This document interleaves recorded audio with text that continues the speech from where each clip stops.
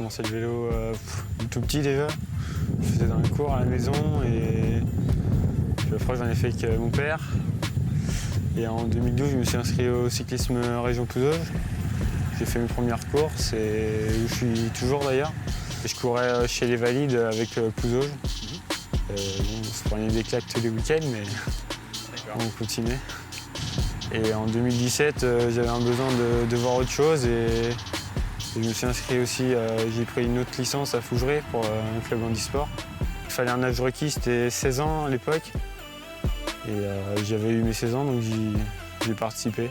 Ouais, sinon, ça faisait déjà 1 ou 2 ans que je m'intéressais un peu aux résultats. Et là, j'ai découvert le milieu handisport et les résultats ont suivi directement. La première course, c'était Coupe de France et on a enchaîné les victoires. Et au championnat de France, je suis 2 fois 3e sur la course en ligne au chrono. Donc je gagne la Coupe de France la même année et celui-là qui gagne le titre, il était chez Cofidis. Donc il m'a présenté à Valérie Alexandre qui s'en occupe.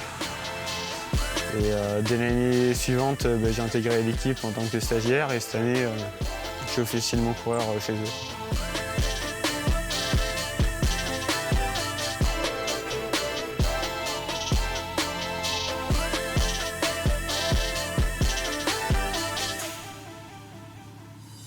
C'est une hémiparésie du côté droit, donc les muscles ils sont atrophiés.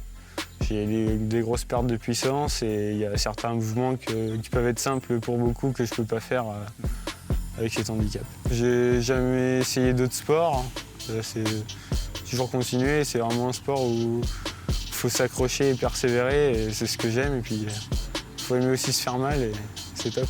C'est la liberté un peu parce qu'on prend le vélo, on va où on veut et après au fil des années, j'ai oublié mon handicap. Quand je suis sur le vélo, j'ai l'impression d'être comme tout le monde. Et puis il faut se dépasser. Et c'est vraiment un sport où il faut aimer se faire mal et ça, c'est ce que j'aime, quoi. L'année dernière, j'étais champion de France du contre-la-montre. Et cette année, j'ai découvert une course internationale où je suis 3e. C'est des C1, c'est un peu en dessous des Coupes du Monde. Et l'objectif l'année prochaine, c'est d'aller sur une Coupe du Monde et d'essayer un minimum de faire un top 10 et sur les plus petites courses internationales, essayer pourquoi pas d'aller chercher la victoire.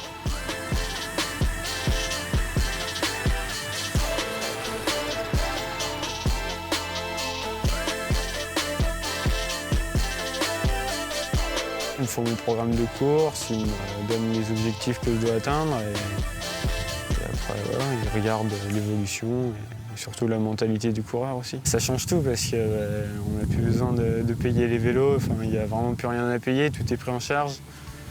Et il y a aussi cette ambiance qui règne entre l'équipe professionnelle et l'équipe handisport qui est vraiment géniale. Parce que quand je suis rentré, je pensais que les 2 équipes étaient à part, mais non, en fait, tout le monde cohabite ensemble et tout le monde apprend des uns et des autres. Donc c'est vraiment top. On fait des stages ensemble, donc en décembre et janvier souvent. Et il y a des courses, notamment on peut se retrouver, comme cette année, il y a eu le contre-la-montre du Tour du Poitou-Charentes. Il y a le trophée de Montlouis sur Loire aussi, où on se retrouve.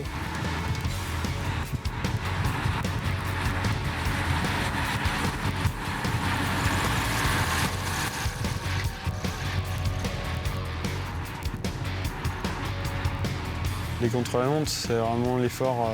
On est vraiment seul avec notre machine et il n'y a personne pour nous embêter. Si ça ne marche pas, ça peut être que de notre faute. Et les parcours assez plats avec des petites bosses qu'on monte à l'asphyxie, j'aime bien aussi. Je serais plus rouleur et sprinter. Dès que ça grimpe dans les forts pourcentages, il faut m'oublier.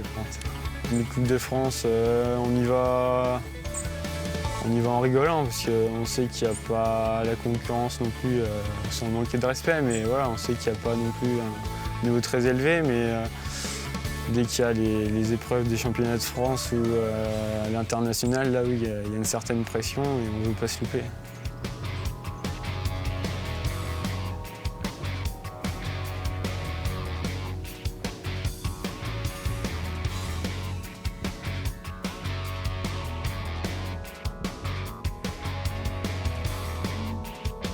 Ça dépend de l'objectif et de la forme du moment. On peut aller Un entraînement par semaine quand on fait de la récup où on peut s'entraîner tous les jours, voire plusieurs fois par jour. Il y a mon entraîneur qui me suit, Denis Guilloton, c'est pas un entraîneur de cyclophilie, on m'en a proposé un, mais moi ça se passera bien avec Denis depuis déjà plusieurs années et tant que ça se passera bien et que je progresserai et qu'on s'entend tous les deux bien, je vois pas l'intérêt d'arrêter.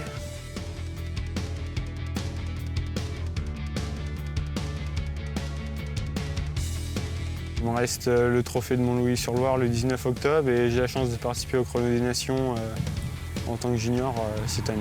Ça va être une première, oui, et puis on va remercier quand même Guy Gouraud qui s'en occupe parce que en tant qu'handisport, je ne serais pas là pour faire une perf parmi les meilleurs juniors, mais c'est quand même sympa de me garder dans la sélection pour participer à l'épreuve.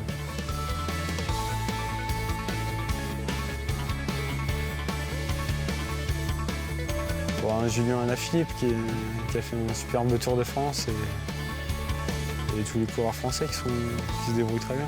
Il y avait à l'époque du Tour de France 2011 où il y a eu Thomas Voeckler et Pierre Rolland. C'est vraiment quelque chose qui m'a marqué. J'avais pas encore de licence et c'est vraiment ce qui m'a peut-être donné vraiment envie de faire du vélo.